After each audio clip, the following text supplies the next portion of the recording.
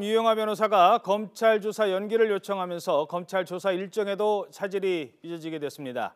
검찰은 내일도 가능하다라는 입장인데요. 하지만 검찰이 벌써부터 청와대와의 기싸움에서 밀리는 것 아니냐라는 지적도 나오고 있습니다. 최영일 시사평론가 그리고 백성문 변호사 두 분과 함께 관련 이슈 짚어봅니다. 안녕하십니까? 네, 안녕하세요.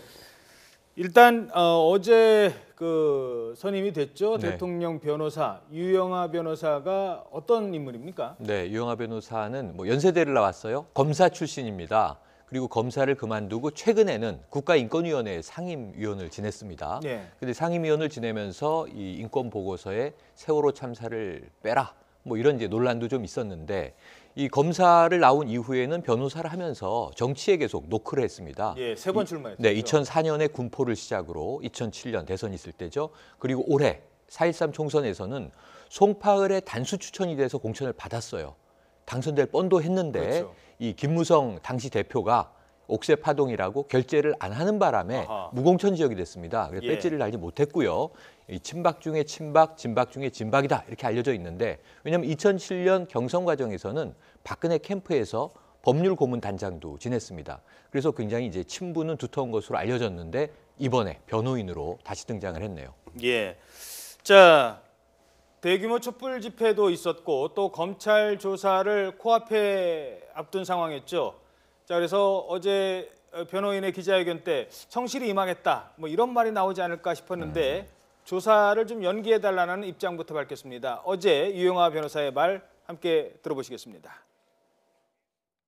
원칙적으로 서면 조사를 하는 것이 바람직하고 부득이 대면 조사를 해야 한다면 당연히 그 횟수를 최소화해야 할 것입니다. 현직 대통령이 새로운 의혹이 제기될 때마다 끈끈이 검찰 조사를 받아야 한다면 의혹 해소에도 도움이 되지 않을 뿐 아니라 국정수행에 큰 부담으로 작용할 수밖에 없다고 생각합니다. 여성으로서의 사생활이 있다는 점도 고려해 주셨으면 합니다. 이 사건과 무슨 상관이 있어서 그 말씀을 하신 건지. 제가 이 자리에서 꼭 답변이 꼭 해야 된다면은 하겠지만은 추후에 다시 말씀드릴 기회가 있다고 생각합니다. 일단 두 가지 정도 짚어볼 텐데요. 일단 저 발언이 과연 검찰 조사를 받을 의지가 있느냐라는 의구심을 든다라는 분석도 있거든요. 어떻게 보십니까? 사실 현실적으로 이번 특검 가기 전에 이번 검찰 조사에는 응하지 않겠다라는 선전포가 마찬가지가 아닌가라는 생각이 좀 개인적으로 듭니다. 예. 어제 유영하 변호사가 이런 표현 쓰셨죠. 너무 의혹들이 많아서 정리를 하려면 일주일 정도 걸린다. 근데 일주일이면 지금 현재 최순실 씨뿐 아니라 안종범 수석 그리고 정호성 수석 비서관 같은 경우도 이번 주말에 일괄 기소를 하겠다는 입장을 검찰이 밝힌 건데 예. 그거 다 일괄 기소를 하려면 박근혜 대통령의 조사가 필수적이거든요. 예. 이 검찰 조사 자기는 건너뛰겠다는 겁니다. 그리고 어쨌건 저는 그렇게 되면 공소장 작성하기도 쉽지 않을 것 같은데 왜냐하면 박근혜 대통령이 어떤 얘기를 하느냐에 따라서 공소장의 내용이 바뀔 수 있기 때문에 근데 이제 우여곡절 그때 공소장이 작성됐다 치고 박근혜 대통령 조사 안 받으면 그럼 공소장에 모든 혐의 사실들이 다 나오잖아요. 그렇죠. 그럼 답안지 보고 조사하는 거나 거의 똑같습니다. 아하. 제가 어제 사실 유영하 변호사의 얘기 중에 몇 가지만 좀 말씀드리면 어제 이런 표현을 썼습니다. 변론 준비를 하는데 오래 걸린다. 그렇죠. 근데 검찰에서 하는 건 변론이 아닙니다. 예. 검찰은 말 그대로 변호인이 참고인이건 피의자건 조사받을 때 입회해서 강압적으로 조사를 한다거나 그런 부분에서 절차적 정당성을 확보하기 위해서 옆에 앉아 있는 거예요. 조사받을 때는 검찰 그러니까 제가 예를 들어서 변호인으로 입회를 해서 아니 지금 말씀 그만하시고 제가 이 지금 말뜻은 이런 겁니다라고 하면 정말 극단적으로 검찰이 내보냅니다. 그러니까 검찰 조사 과정은 재판이 아니기 때문에. 그렇죠. 재판에서 하는 게 변론인 거고 검찰서 과정에서는 어떻게 대답하는지 그런 관련해서 심리적 안정감이나 절차적 정당성 확보하는 측면이니까 여기서 시간이 많이 필요하다는 건 사실 좀 저희 변호사 입장에서 납득이 안 되는 거고요. 또 하나는 그런 얘기를 했습니다. 너무 기록이 방대해서 이 기록을 다 보고 들어가려면 오래 걸린다. 기록이라는 표현을 썼는데 검찰에서 기록 안 줍니다. 수사할 때. 그렇죠. 조사할 때는 안 주죠. 뭘 다 알려주고 어떻게 조사하나요? 예. 그거는 재판으로 넘어가면 검찰 수사 기록을 다 넘겨받고 그걸 기초로 해서 방어권을 행사하는 건데 이 두 가지를 기초로 해서 지금 시간을 좀 많이 달라라는 취지의 얘기를 했다라는 건 지금 저희 대부분의 변호사들 입장에서는 좀 앞뒤가 안 맞는 주장이 아닌가. 그래서 결국은 그러니까 이번 조사 기간을 최대한 이번 주일 안에 조사를 안 받으려고 하는 게 아닌가. 그리고 검찰에서는 15, 16일에 조사를 하겠다는 건 전주부터 얘기했습니다. 그죠?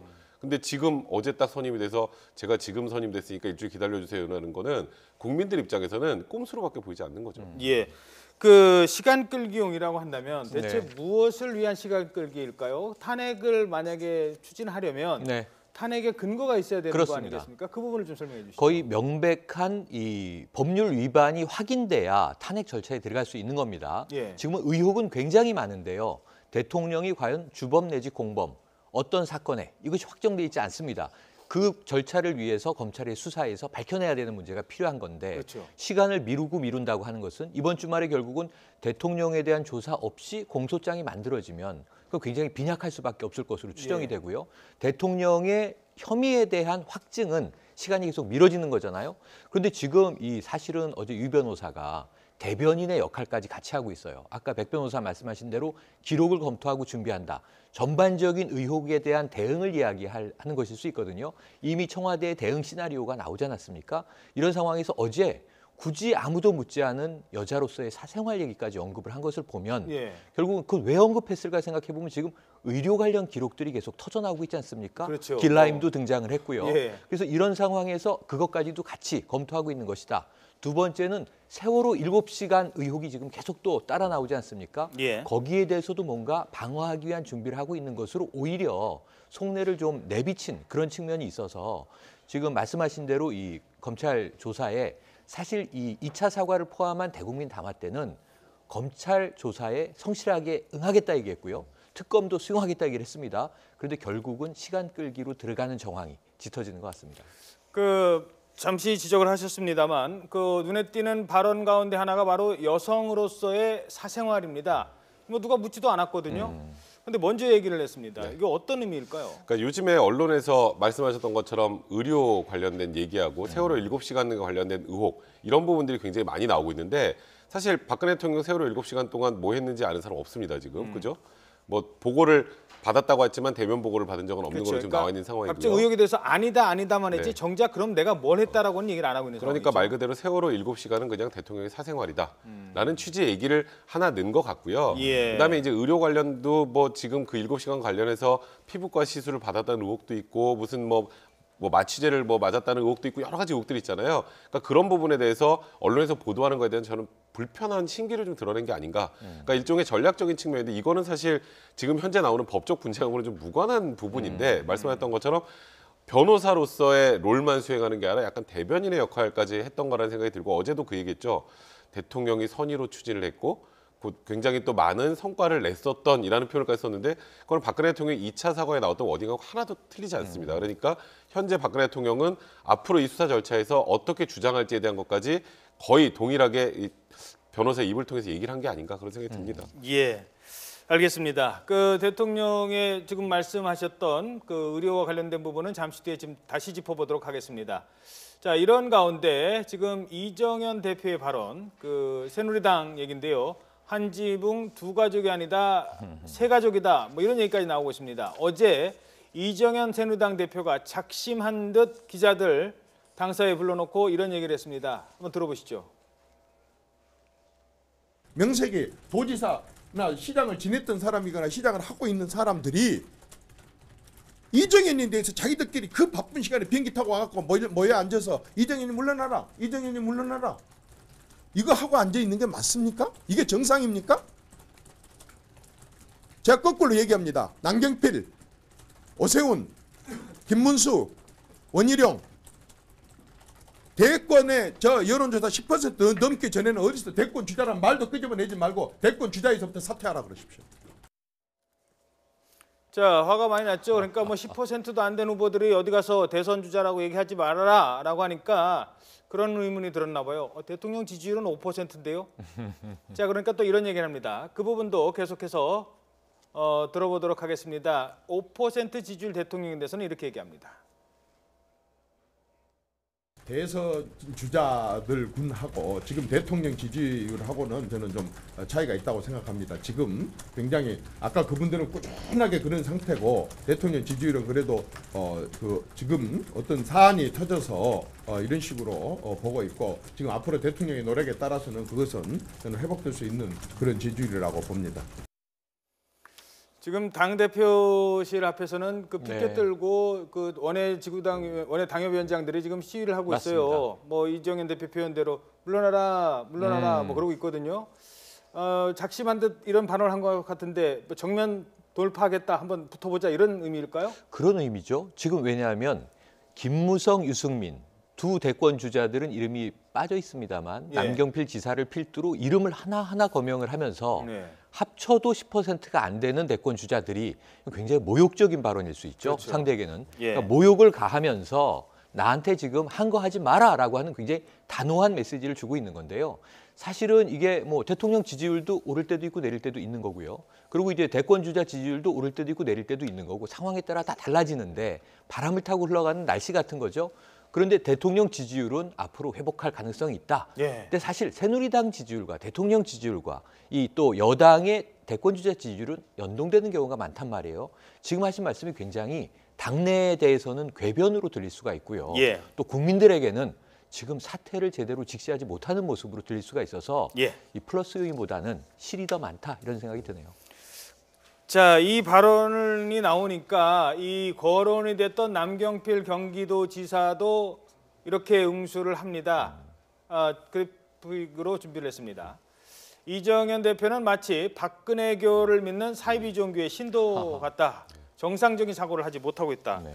자, 이쯤 되면 막가자는 겁니까? 뭐 사실상 지금 뭐 새누리당은 정신적으로 분당 상태죠. 예. 그러니까 이정현 대표가 지금 당 대표에 있는 한 일단 뭐 굉장히 많은 수의 국민들은 박근혜 대통령이 했던 워딩을 계속 옹호만 해줬던 이정현 대표의 모습을 보고 예. 지금 상황에서 뭔가 따끔한 충고나 고언을 지금 해야 될 상황에서도 계속 그런 모습을 보고 아 새누리당으로는 희망이 없다는 생각을 많이 하신단 말이에요. 그러다 보니까 비박계 쪽에서는 이렇게 가면 당이 사실상 무너진다. 무너지니까 어떻게든 뭔가 해결을 해야 되는 게 아니냐 해서 지금 친박 쪽 따로 하고 그다음에 뭐 비상시국회의 따로 하고 사실상 지금 당이 깨어져가는 과정이기 때문에 예. 지금 극단적으로 이런 표현까지 나오는데 사실 이정현 대표의 마음도 사실 이해가 안 가는 바는 아닙니다. 어쨌건 선출된 당 대표고 당의 위기 상황일 때 자기가 어떻게든 해결해 보려고 노력하는 거는 굉장히 뭐 좋은 생각일 수도 있겠지만 지금 현 상황을 바라본다면 예. 지금 이정현 대표와 박근혜 대통령 거의 하나로 본단 말이에요. 그러면 이제 새누리당 지지율이 떨어지고 새누리당이 지금 이 혼란 상황에서 국정 회복을 할 때 어떤 기여도 하지 못합니다. 지금 야삼당을 제외하고 새누리당이 아무 역할도 못하는 게 어찌 보면 이정현 대표가 계속 있기 때문일 수도 있거든요. 그런 부분을 한 번쯤은 더 고민해 보시는 게 좋지 않을까 하는 생각이 듭니다. 알겠습니다. 자, 이런 가운데 최순실 씨의 언니 최순득 씨와 박근혜 대통령의 친분을 증명하는 발언도 나왔습니다. 김치를 담가다가 갖다 주는 네. 사이면 보통 친정엄마 아니면은 뭐 언니, 네. 뭐 사촌 요 정도는 돼야 좀 아주 친한 사이나 김치 나눠 먹잖아요. 그렇죠. 근데 김장김치를 갖다 줬다 뭐 이런 얘기도 나오고 네. 있더라고요. 그러니까 아주 가까운 이웃이거나 뭐 직계 가족이거나 이런 예. 정도죠. 예. 그래서 김장김치를 담궈서 굳이 그것을 또 싸가지고 청와대에 갖다 줬다.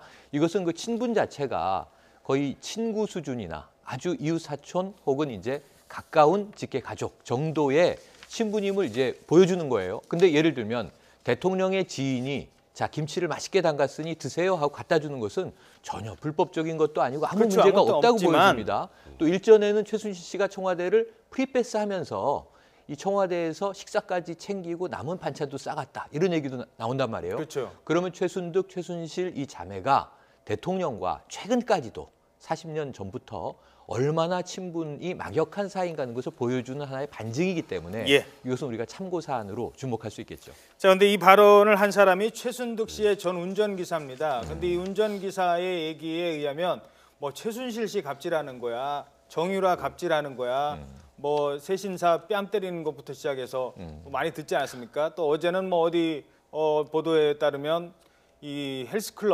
헬스클럽에 가서도 피트니스 센터에 가서도 문신 있다고 못 온다고 하니까 또 갑질을 했다고 합니다. 그런데 최순득 전 운전기사도 이런 얘기를 했답니다. 그래픽으로 준비되어 있는데요.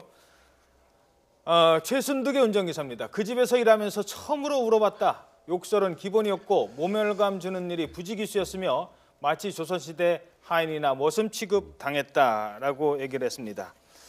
이거는 어떻게 봐야 되나요? 그러니까 저 운전기사분이 3개월 근무를 하셨다고 하더라고요. 예. 그러니까 길게도 안 했어요. 근데 저 집에서 운전기사들이 그렇게 길게 버티지 못했다고 합니다.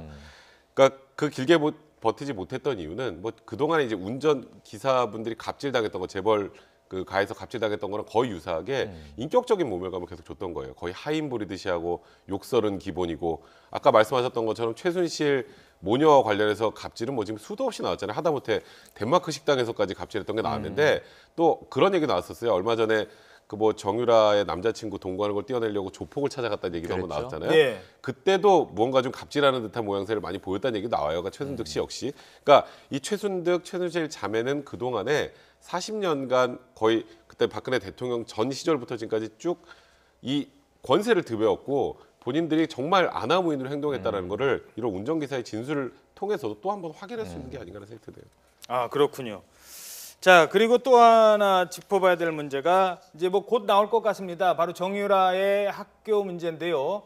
뭐 청담고등학교인가요? 네. 고등학교 졸업도 문제가 있고 이렇게 해서 대학 들어갔다면 그 대학도 문제 있다고 하는데 일단 그 고등학교 졸업이 취소될 수도 있다. 뭐 이런 네. 얘기가 나오고 있다고요? 그러니까 사실 고등학교에도 이제 졸업을 하기 위해서는 어느 정도 의무 출석 일수가 있잖아요. 네. 그 출석 일수가 지금 뭐 부족한 걸로 지금 계속 언론 보도가 나왔었는데 오늘 만약에 이제 그 청담고 감사 결과에서 그런 부분이 사실로 확인이 되면 청담고등학교의 졸업 자체가 취소가 될 수가 있겠죠. 그러면 고등학교 졸업이 취소되면 당연히 이대 입학도 취소가 될 가능성이 많고요. 예. 지금 이대 같은 경우는 입학 과정에서 특혜가 있었다는 건 지금 언론 보도나 특별 감사 결과로 조금씩 흘러나오는 것들이 있는데 예. 그렇다면 고등학교 그다음에 대학교가 모두 이제 취소가 돼서 중졸이 될 수도 있는 그런 상황이 됩니다. 예, 중졸.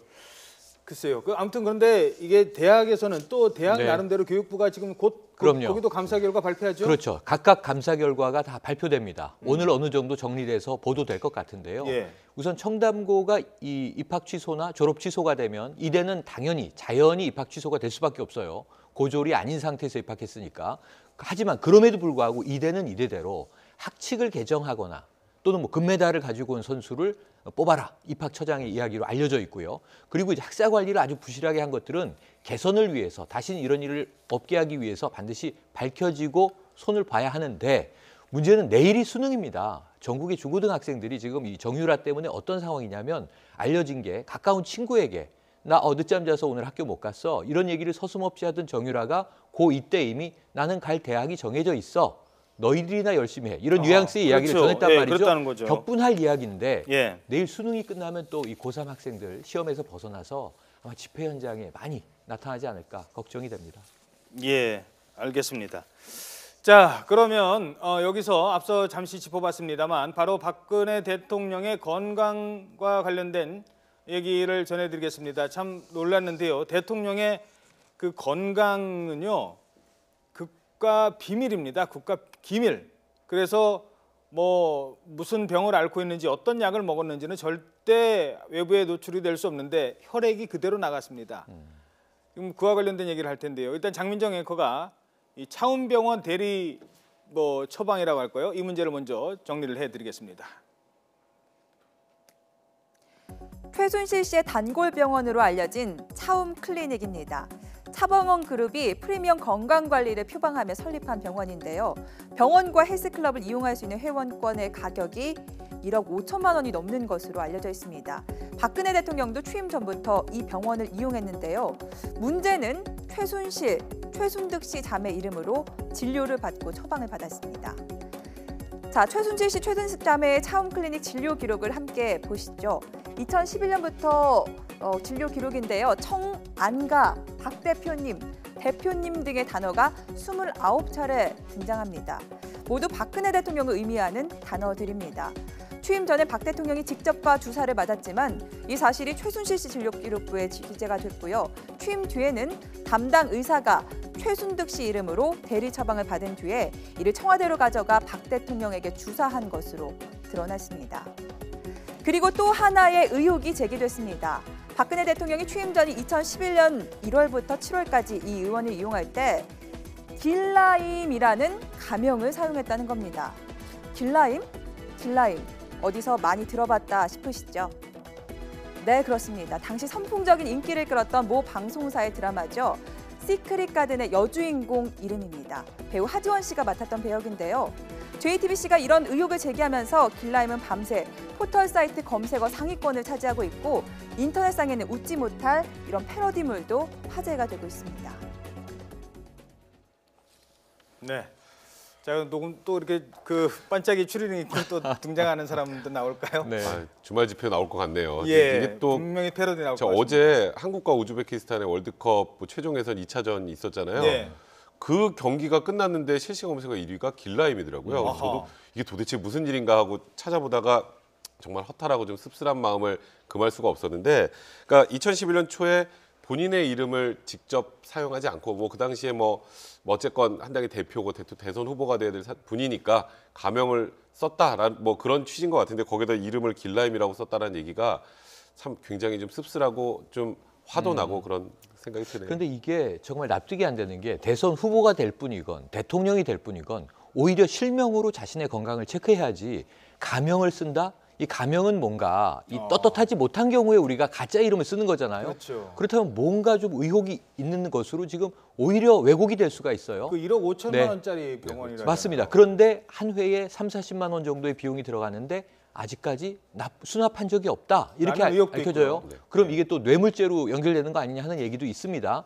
그런데 중요한 건 저는 가명의 이름이 뭔가는 그렇게 중요하지 않다고 생각을 하고 왜 가명을 쓰셨을까? 이것이 이제 사태의 본질이라고 보는데 그렇죠. 길라임이라는 이름 때문에 지금 더 폭발적인 그렇죠. 화제가 돼버렸어요. 네. 근데 이게 일리는 있어요. 이 시크릿 가든이라는 드라마가 판타지물인데요. 예. 30% 이상의 시청률을 기록하면서 2010년 11월부터 예. 2011년 1월까지 20회 방영을 했습니다. 바로 그 직후기 때문에 그 이름이 뇌리에 박혀 있었을 수 있는데 우선 드라마 마니아신가 보다 이런 예. 추정이 가능한데 예. 드라마 내용과 패러디가 지금 이어지는 게요. 예. 이 내용이 현빈 씨와 극 중에 예. 하지원 씨가 길라임인데 예. 영혼이 바뀌는 드라마입니다. 아. 그러다 보니까 또 이 패러디 중에 혼이 비정상 아, 이 얘기 그러네요. 나오고요. 현빈 씨의 유명한 명대사가 뭐냐 하면 이게 최선입니까? 예. 확실해요? 아, 이거거든요. 그렇죠. 네. 이게 최순실입니까? 확실히 해요? 뭐 지금 아. 이런 패러디도 돌고 있고요. 이 드라마 하나에서 또 패러디가 지금 무궁무진하게 튀어나오고 있어서 아 이거 정말 문화 창조군 하는 생각이 드네요. 이게 최선입니까를 이게 최순실입니까로. 예. 뭐 저희들이 이쪽 부분도 지금 짚어봐야 되지만 더 문제는 저는 혈액이 최순실 나가겠다. 씨의 이름으로 유출이 됐다는 거예요. 그거를 어떻게 박 대통령의 혈액을 그것도 뭐 외부에 있는 병원에 이거를 들여다봅니까? 그러니까 저기 일단 주치 계시잖아요. 예. 주치 통해서 계속 그 박근혜 대통령의 건강을 체크해야 되는 건 국가 안보와도 밀접한 관계이기 때문에 그러니까요. 이런 일이 있을 때는 원래 주치가 항상 동석도 해야 됨에도 불구하고 그것도 아니라 그거 뭐 주사제 처방을 넘어서서 아예 혈액을 바깥으로 가지고 나갔다는 얘기가 나오는데 아까 말씀하셨던 거 가명하고 유사한 겁니다. 이 대리 처방도 그렇고 혈액을 밖으로 나간 것도 무언가 박근혜 대통령이 숨기고 싶은 게 있는 게 아닌가. 그런 생각이 들 수밖에 없어요. 안 그러면 주치가 당연히 들어와서 다 하면 되죠. 그리고 아까 처음 가서 주사 맞고 하셨다고 했잖아요. 그거 그냥 그 돈 안 들이고 그냥 그 관 내에 있으면 그 안에서 다 하실 수 있어요. 그렇죠. 청와대에서 그러니까 왜 얼마든지 할수 굳이 있는데. 물론 이제 본인이 여기가 편하셔서 그런지는 모르겠습니다만 네. 구태여 그런 의혹을 불러일으킬 만한 상황을 만들어는 잘 모르겠고 그러다 보니까 주사제도 어제 이제 보건복지부 당국에서 이제 전체적으로 조사를 해보고 대리 처방이 됐다는 사실을 확인했잖아요. 근데 주사제가 뭔지에 대해서 또 확인이 안 됩니다. 예. 이 주사제가 뭔지 확인이 안 되니까 또 여기서부터 시작입니다. 그러면 또 세월호 7시간에서 그때 무슨 주사를 맞은 거 아니야부터 다시 의혹이 계속 반복이 돼요. 예. 그러니까 이런 의혹이 계속 반복이 되면 이거는 계속 해소가 되지 않고 말씀하셨던 것처럼 패러디로 가는 것도 있지만 계속 국민들 사이에서 이제 카더라 통신으로 해서 정말 박근혜 대통령한테 굉장히 이제 좀 모욕적인 그런 내용들까지 인터넷에서 돌 수밖에 없는 상황이 됩니다. 예. 그러니까 이런 부분은 사실 박근혜 대통령께서도 진실 규명에 최대한 협조하겠다고 하셨잖아요. 이런 부분 사과하시고 명확하게 국민들한테 어떤 일이 있었는지를 알려주셔야 이런 게 논란에서 자유로워질 수 있는데 여전히 뭐 지금 청와대에서는 아무 대응이 없고 그러다 보니까 계속 이 혼란 상황만 가중되는 게 아닐까 지금 생각됩니다. 오늘 이 의료 관련 의혹이 좀 예. 심각하고 진지한 대목을 말씀드리면 최순실 씨는 하나의 사람이잖아요. 근데 최순실이라는 이름으로 대통령의 처방을 대리해서 받았다. 약을 받아갔다. 대리 처방입니다, 이게. 그렇죠. 근데 그 약은 대부분 비타민제로 지금 이야기가 되고 있어요. 예. 그리고 보건복지부가 밝힌 것은 향정신성 의약품은 이른바 프로포폴은 없었다라고 없었다. 얘기를 했습니다. 예. 하지만 이건 수사를 의뢰하는 상황이에요. 그런데 최순실 씨 본인은 나는 공황장애입니다 하고 아, 향정신성 또 그 얘기도 의약품을 처방을 받았어요. 그럼 최순실 씨는 대통령의 약도 대리 처방받고 자신의 약도 자신에게 처방받은 겁니다. 근데 이 양이 두세 배 많았다라고 하는 증언이 나오고 있는 거예요. 예. 그럼 최순실 씨를 통해서 이 두서너 가지의 약품이 어떻게 섞여 들어갔는지는 확인이 안 되는 상황이기 때문에 아까 말씀하신 대로 대통령의 건강 상황은 국가 기밀인데 또 일정도 국가 기밀이죠. 이 두 가지를 마구 지금 최순실 씨가 농단한 정황이 나오고 있는 거고 약품 관련으로도 본인의 약과 대통령의 약이 뒤섞여 있는 상황이어서 이건 국민들이 정말 명명백백 좀 밝혀달라 하는 그런 이제 상황입니다. 여기에 대해서 아까 이제 처음에 나왔습니다만 최 선생님의 컨펌은 받았나요라고 대통령은 얘기를 하시잖아요. 그럼 모든 의사결정권을 최순실 씨에게 위임했다. 이렇게 보여질 수 있기 때문에 예. 지금 국민들이 결국 대통령이 헌법을 위반한 게 아닙니까?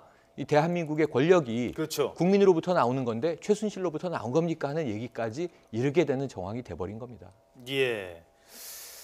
그거만 한번 짚어보죠. 그래서 결국 최근에 뭐 대통령 7시간 국회에서도 문제가 되니까 여러 의원들이 당시 김기춘 전 비서실장한테 7시간 동안 어디 있었습니까? 자꾸 치궁을 하니까 대통령이 어디 있는 거는 국가 기밀에 해당되기 때문에 말할 수 없다라고 그랬어요. 그런데 혈액은 나갑니까? 이런 부분들은 조금 더 좀 짚어봐야 될 것 같습니다. 자, 정치권 얘기해 보도록 하죠. 어제 문재인 전 민주당 대표가 박 대통령 퇴진 운동에 나서겠다고 기자회견을 했었죠. 그런데 잠시 뒤에 안철수 국민의당 전 대표도 역시 기자회견을 할 예정이라고 합니다.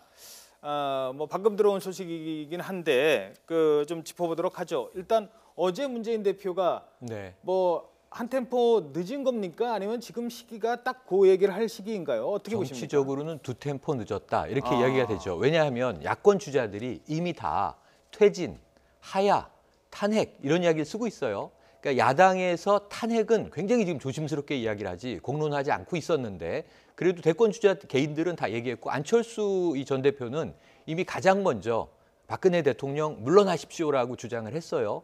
여기 이제 박원순 서울시장, 이재명 성남시장 다 가세를 했는데 유독 문재인 전 대표만 중대 발표할 수 있다. 정치적 해법이 불가능하다고 판단되면 중대 발표를 할 수 있다. 이 얘기를 두 차례 언급하고 구체적인 방법론을 제시하지 않았어요. 그 상황에서 이 추미애 당대표는 단계적 퇴진론을 주장하고 있었단 말입니다. 예. 그런데 이제 지난 주말에 100만 촛불에 다 야당도 놀라고 이제는 뭔가 카드를 꺼내야 될 상황에 추 대표는 엉뚱하게도 대통령과 단판 짓기 위한 단독회담을 얘기했다가 이게 10여 시간 만에 철회하는 일종의 해프닝을 벌였습니다. 그리고 나서 이제 문재인 전 대표가 퇴진 카드를 이제 꺼내게 된 거죠. 네. 그래서 이것은 템포는 좀 늦었지만 이 야3당 공조에는 맞는 이제 취지로 흘러가고 있는 정황인데 안철수 전 대표는 이미 물러나십시오를 얘기했어요.